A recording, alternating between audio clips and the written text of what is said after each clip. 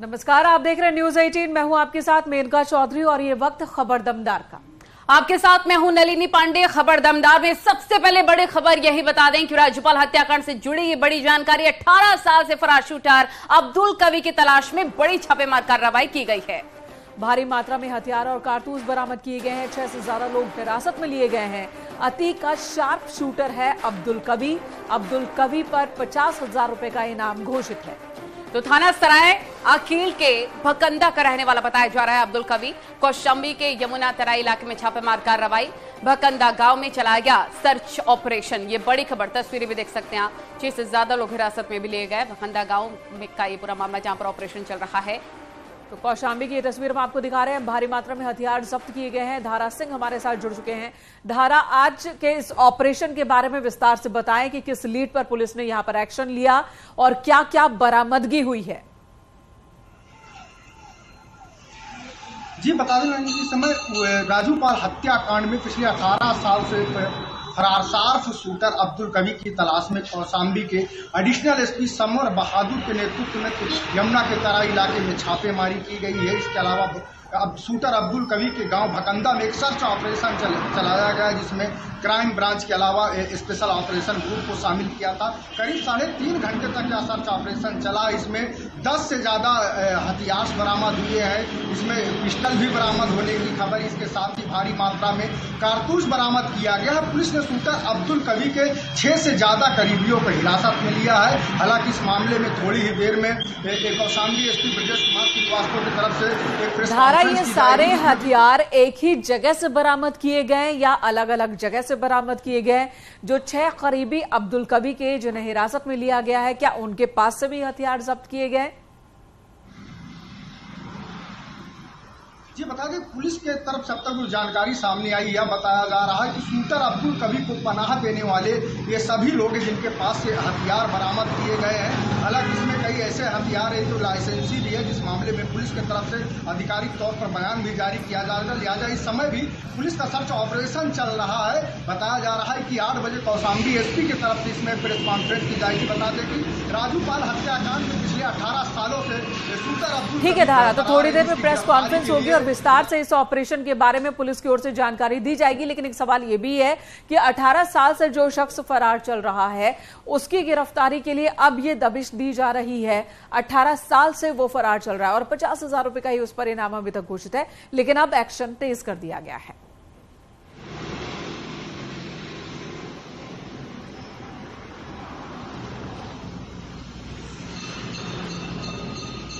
ठीक है धारा, बहुत शुक्रिया आपका तमाम जानकारी साझा करने के लिए, डिटेल हम तक पहुंचाने के लिए। बड़ी खबर पर लगातार नजर बनाए रखिएगा। अब खबरों में आगे बढ़ते हैं। अपराधियों, माफियाओं के खिलाफ कुर्की की कार्रवाई लगातार चल रही है। एक तरफ बुलडोजर का एक्शन, दूसरी तरफ कुर्की। ताजा मामला मेरठ का है, जहां पर याकूब एंड फैमिली की संपत्ति आज फिर से कुर्क की गई है। आज प्रशासन ने 11 करोड़ की बिल्डिंग को कुर्क किया, जबकि कल यानी कि एक दिन पहले 9 करोड़ की जमीन कुर्क की गई थी।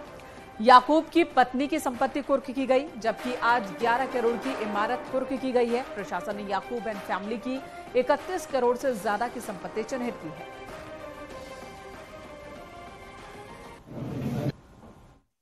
बसपा के पूर्व मंत्री याकूब कुरैशी का घर आज कुर्क किया जा रहा है। यह मेरठ का सराय बैलीन स्थित घर है, जहां पर याकूब का पूरा दबदबा था। लेकिन आज इस घर को पुलिस कुर्क करने जा रही है।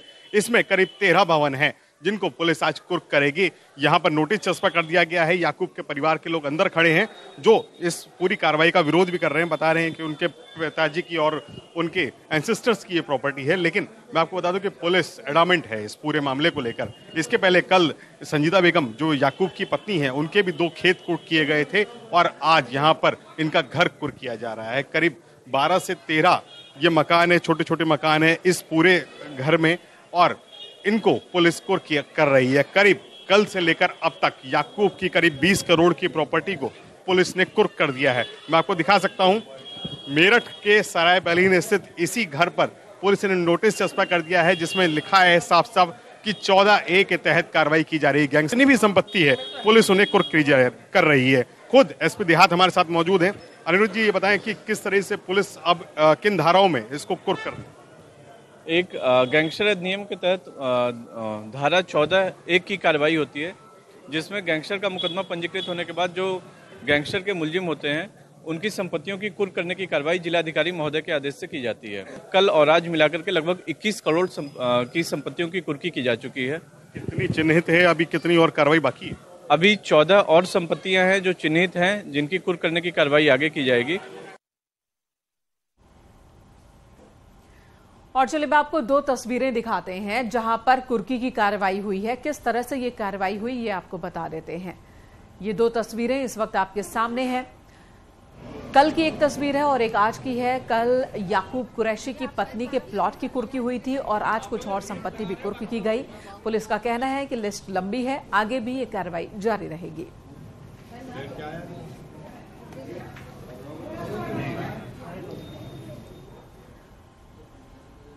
और वहीं इटावा में भी माफियाओं के खिलाफ पुलिस का अभियान लगातार जारी है। पुलिस ने आज 2 गैंगस्टर की प्रॉपर्टीज को कुर्क किया है और दोनों गैंगस्टर की करीब 2 करोड़ की संपत्ति कुर्क की गई है। जसवंत नगर इलाके के टॉप 10 बदमाश नीलेश यादव की 1 करोड़ 64 लाख की संपत्ति कुर्क की गई, जबकि इकदल पुलिस ने बदमाश भाइयों की कई लाख की संपत्ति कुर्क की है।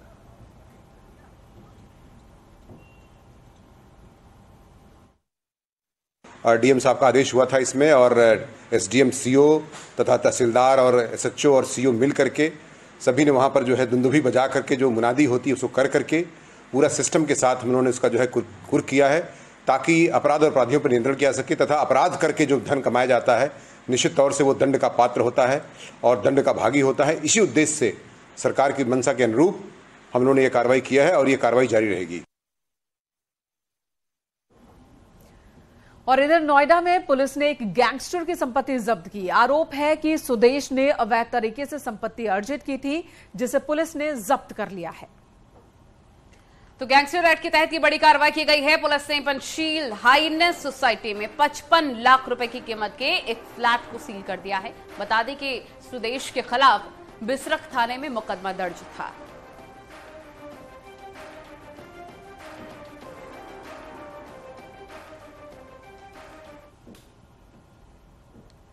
चलिए खबरों में आगे बढ़ते हैं। अलीगढ़ में करीब 80 घंटे तक मीट कारोबारी हाजी जहीर के यहां पर इनकम टैक्स की रेड खत्म हो गई है। 150 अफसरों की टीम पिछले 4 दिनों तक हाजी जहीर के कई सारे ठिकानों पर जांच करती रही।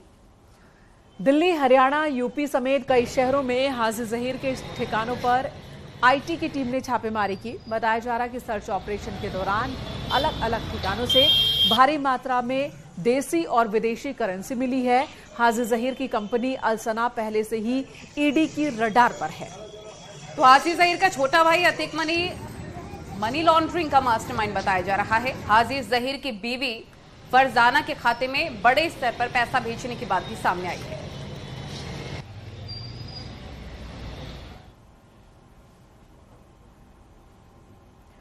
इधर आगरा के सेंट्रल जीएसटी की बड़ी कार्रवाई देखने को मिली है। सेंट्रल जीएसटी की टीम ने फाउंड्री नगर स्थित त्रिकोल पाइप्स के ठिकानों पर छापेमारी की। टीम को टैक्स में हेराफेरी की सूचना मिली थी, जिसके बाद इस छापेमार कार्रवाई को अंजाम दिया गया। त्रिलोक पाइप्स के फाउंड्री नगर के अलावा अन्य बेलनगंज स्थित कार्यालय और अन्य ठिकानों पर भी टीमें मौजूद हैं। कागजात के साथ ही इलेक्ट्रॉनिक डिवाइस भी खंगाले जा रहे हैं। जीएसटी की टीम ने फाउंड्री नगर स्थित त्रिलोक पाइप्स पर छापेमार कार्रवाई को अंजाम दिया है। जो त्रिलोक पाइप्स है उसका जय पुष्पा के नाम से फर्म है और टीम को सूचना मिली थी कि ये हेर फेर टैक्स में करते हैं, जिसके बाद टीम ने इस छापेमार कार्रवाई को अंजाम दिया है। सेंट्रल जीएसटी की टीमें हैं। हालांकि जो फाउंड्री नगर में जय पुष्पा फर्म का कार्यालय है, इसके अलावा बेलनगंज में भी जो अन्य कार्यालय हैं इनके, वहां पर भी टीम मौजूद है और वहां पर छापेमार कार्रवाई को अंजाम दे रही है। अंदर जो कागजात हैं वो टीम खंगाल रही है। इलेक्ट्रॉनिक डिवाइस टीम के द्वारा चेक किए जा रहे हैं। हालांकि बताया ये भी जा रहा है टैक्स में हेरफेर को लेकर टीम को कुछ महत्वपूर्ण कागजात भी हाथ लगे हैं। और वहीं गाजियाबाद में चोरों ने साहिबाबाद रेलवे स्टेशन के पास बने ट्रैक से तकरीबन 1000 प्लेटें चोरी कर ली। देश की पहली रैपिड रेल दिल्ली से मेरठ के लिए चलने वाली है। इसका कार्य जोरों शोरों पर चल रहा है, लेकिन इसी दौरान चोरों ने 1000 प्लेटें चोरी कर ली। ऐसी आशंका है कि रेलवे स्टेशन साहिबाबाद के पास मजदूरों के चढ़ने के लिए जो सीढ़ियां बनाई गई हैं, उन्हीं सीढ़ियों के रास्ते चोर 20 फुट ऊपर रेलवे ट्रैक पर चढ़े, वहां से 1000 प्लेट चोरी कर फरार हो गए। साइट के ठेकेदार ने इसे लेकर थाना लिंक रोड क्षेत्र में शिकायत दर्ज करवाई है।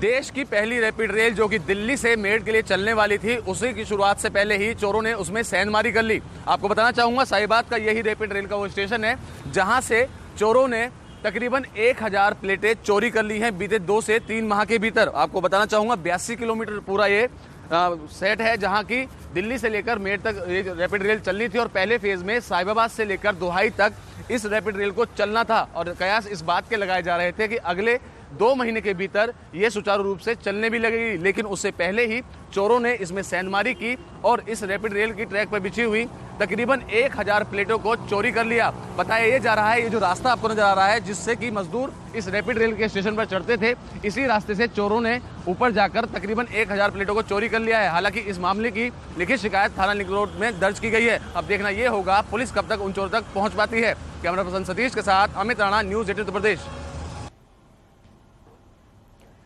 उधर कानपुर देहात में एक ऑयल बनाने वाली फैक्ट्री में सिलेंडर फट गया, धमाका हुआ। इस हादसे में 8 मजदूर गंभीर रूप से जख्मी हो गए, जबकि एक मजदूर की मौत की खबर भी सामने आ रही है। हालांकि अभी मजदूर की मौत की पुष्टि नहीं हुई है। आरोप है कि फैक्ट्री प्रशासन की लापरवाही के चलते यह हादसा हुआ।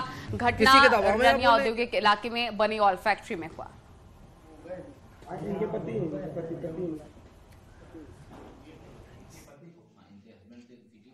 कल शाम को ये जो इनकी लेबर क्वार्टर्स है उसमें एक ब्लास्ट हुई थी। फिलहाल हमारे सारे टीम आगे सक्षम डीएम महोदया, मैं और अन्य सक्षम अधिकारी यहाँ पर मौका मुआयना भी किए हैं। फिलहाल अभी फोरेंसिक टीम एक्चुअली एक्सप्लोजन की क्या वजह थी उसका अभी हम कर रहे हैं। लेकिन इसके अलावा जो है करीब जो 7 लोग हैं इसमें इंजर्ड है। और वही लखनऊ में लॉरेंस बिश्नोई और गोल्डी बराड़ के नाम पर रंगदारी मांगने वालों को पुलिस ने अरेस्ट कर लिया है। चौक पुलिस ने सुल्तानपुर से अमित और विवेक नाम के 2 शख्स को गिरफ्तार किया। शहर के एक नामी ज्वेलर्स से इन लोगों ने रंगदारी मांगी थी। इंटरनेट कॉल के जरिए रंगदारी मांगी गई थी। पुलिस के मुताबिक सोशल मीडिया पर लॉरेंस और गोल्डी बराड़ की चर्चा सुनकर इन लोगों ने इन दोनों के नाम का इस्तेमाल किया। नहीं सर, 1 मिनट।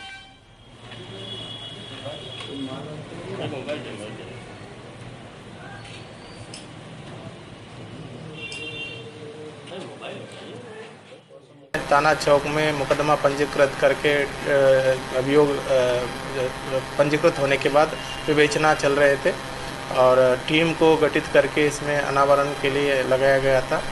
48 आवर्स के अंदर घटना का अनावरण करते हुए 2 अभियुक्तों का गिरफ्तारी की गई है जिन्होंने उत्कर्ष अग्रवाल जी को फ़ोन किए थे।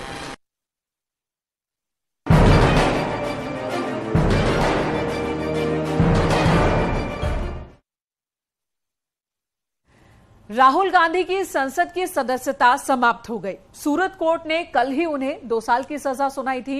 लोकसभा सचिवालय की ओर से इस संबंध में अब से थोड़ी देर पहले अधिसूचना जारी कर दी गई। आपको ये भी बता दें कि मोदी सरनेम को लेकर 2019 में कर्नाटक चुनाव के दौरान उन्होंने विवादित बयान दिया था, जिसको लेकर उनको सूरत कोर्ट ने 2 साल की सजा सुनाई है। जिसके बाद राहुल गांधी ने ट्वीट किया कि जिसमें उन्होंने लिखा है कि मैं भारत की आवाज के लिए लड़ रहा हूं, मैं हर कीमत चुकाने को तैयार हूं।